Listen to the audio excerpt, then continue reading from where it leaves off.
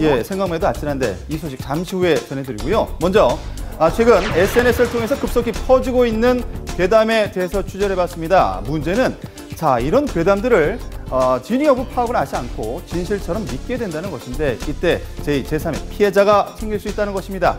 이 현장 직접 취재해봤습니다. 쓰기부터 시작해서 뭐 분리수거도 안 된다부터 시작해서 손목이라도 꺼야 되는지 그것도 아니면 정말 목이라도 매야 되는 건지 정말 죽어야 된다는 그런 생각을 진짜 많이 했어요. 그 심장 들었을 때는 뭐 가슴 터져 나가지. 너무 억울하다 나게. 얼마 전 생후 6개월 된 아이가 뇌출혈로 사망하는 사건이 발생했습니다. 네. 그런데 인터넷에 올라온 한 건의 글을 보면 아이의 가족들을 가해자로 지목하고 있었는데요. 지난 5월 취재 결과 어린이집에 맡겨진 뒤 내사 상태로 빠진 것이 밝혀졌던 아이. 네, 기억이 나시죠? 아예 생체반응이 없습니다. 의식이 없어요. 의료진들은 아이의 상태가 낙관적이지 않다는 의견을 밝혔는데요. 있을 수가 없단 말이야.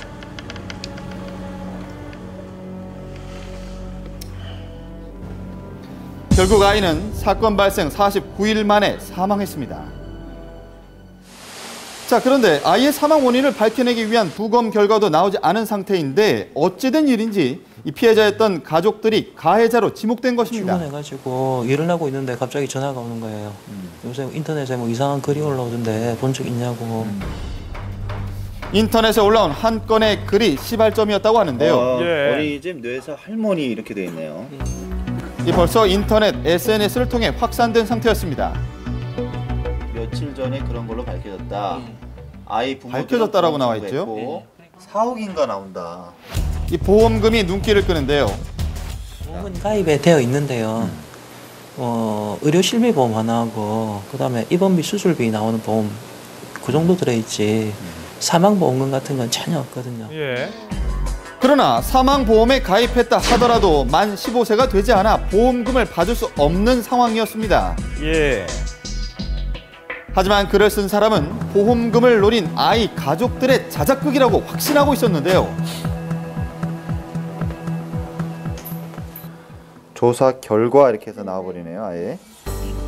아이에게 일어난 뇌출혈, 할머니가 발단이 됐다는 것입니다.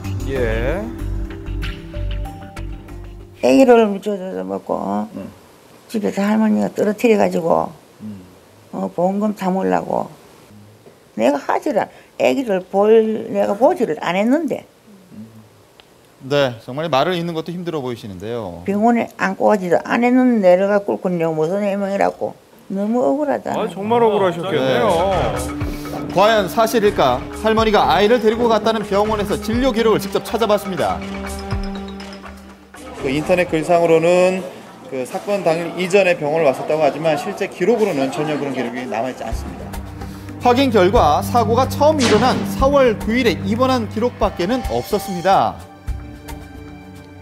아무도 얘기할 수가 없어요. 왜냐면은 정말 친구들조차도 아는 지인들조차도 전화가 와서 니네 왜 그랬냐고 뭐 때문에 그랬냐고 이게 사실이냐고 묻는데 죽어서라도 오해를 풀 수 있다면 내가 정말 죽어야 되는 거 아닌가라는 생각을 할 정도로. 정은이 낳고 내가 10번도 몸보동을 봤어요. 여기 너무 억울해. 내가 애를 몸보동을 본 게 너무너무 억울해. 먼저 떠나보낸 손자를 한 번도 안아보지 못한 것이 더 억울하다는 할머니입니다. 결국 가족들은 인터넷과 SNS에 떠도는 글이 허위 사실임을 밝히기 위해서 경찰 조사를 의뢰했는데요. 진정인이 진정한 내용을 면밀히 검토해 보니 굉장히 악의적이고 사실과 전혀 다른 내용이기 때문에 이건 저희들이 사후적으로 처벌을 해야 될 상황이라서 지금 아이디 추적이 있습니다. 괴담을 넘어서서 이건 어떤 특정 한 사람을 죽이기 위한 글이라고 볼 수밖에 없습니다. 인터넷을 통한 허위 사실 유포도 문제지만 최근 진위를 알 수 없는 일명 괴담들이 SNS를 통해서 급속도로 퍼져나가고 있습니다. 아마 여러분도 한 번쯤 보거나 들어봤을 내용입니다. 바로 장기 매매 괴담인데요. 이 구체적인 범행 수법에 등장하는 장소와 지명도 자세히 나와 있습니다. 없어. 듣지도 않았고 없어. 소문이 떠들지 그런 게 있으면 들었어요. 되게 나쁘죠. 저희 가게에서 그런 내용이 나오는. 결국 경찰이 나서서 사실이 아님을 밝혀내자 이 괴담의 확산이 일단락되었는데요. 자, 하지만 이 괴담으로만 치부해버릴 수 없는 게 이 피해자가 발생하는 것입니다. 갑자기 뭐 뒤에 탄 승객이 보이지 않아가지고 차를 바로 갖다 대고 보니까 그 승객이 뭐 자발적으로 문을 뛰어내리는 경우가 있었습니다. 네, 택시를 이용한 장기 매매 괴담을 보고 취객이 갑자기 달리는 택시 안에서 뛰어내린 것입니다. 창문이 좀 열려가지고 그 기사가 이상하다 보니까 그때까지는 손님이 있었고 사고 지점에 이르러 가서 갑자기 뭐라 말도 없이 그냥 뛰어내렸답니다. 장기 매매인가 그거에 관련된 뭐 문자를 받았대요. 문자를 보고 자기가 지레짐작한 거죠. 문자를 보고 순간 겁에 질려 뛰어내렸지만 다행히 큰 부상은 없었다고 하는데요. 큰 피해는 없었으니까 황당하고 이런 일은 두 번 다시 일어나서는 안 된다고 합니다. 장난이 아닙니다. 네, 많은 사람들이 SNS에서 얻은 정보를 크게 신뢰하지 않는다고 했는데 그런데 이렇게 사실처럼 느끼게 되는 건 무슨 이유에서일까요? 이 정보가 처음엔 낯설어요. 이게 좋든 나쁘든. 그런데 이런 정보를 계속 접하게 되면 왠지 모르게 이게 그 신뢰도가 조금 올라가는 그런 현상이 있습니다. 하지만 허위 사실을 인터넷, SNS에 공유하는 것만으로도 법적 처벌이 가능합니다. 허위 사실을 올렸을 경우에는 100% 처벌을 감수하고 글을 써야 될 겁니다. 절대 타인의 그런 일을 허위로 올려서는 절대 안 됩니다. 바로 사업 처리됩니다. 범죄입니다.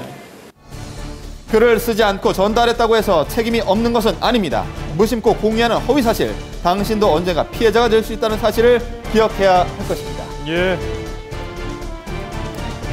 악일이라고 생각해야겠네요. 네.